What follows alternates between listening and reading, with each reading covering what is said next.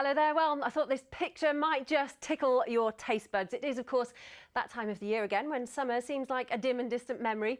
The evenings are getting that little bit darker, that little bit earlier, and the autumn colours, well, they are in full bloom. Perfect weather then to get the kettle on and get your friends around for coffee or tea and cake, any sort of cake or biscuits, or even try these caramel slices.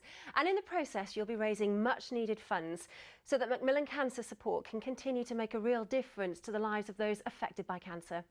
Last year alone, Macmillan Wales invested more than £7.5 million in services here.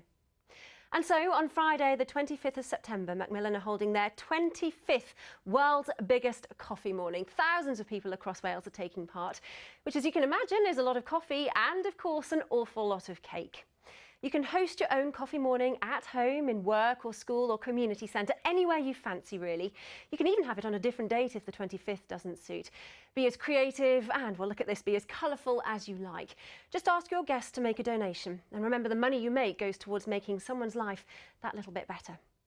If you'd like to take part, the good news is it isn't too late to register for your free coffee morning kit, which includes all the bunting and these beautiful cake stands that you could possibly need.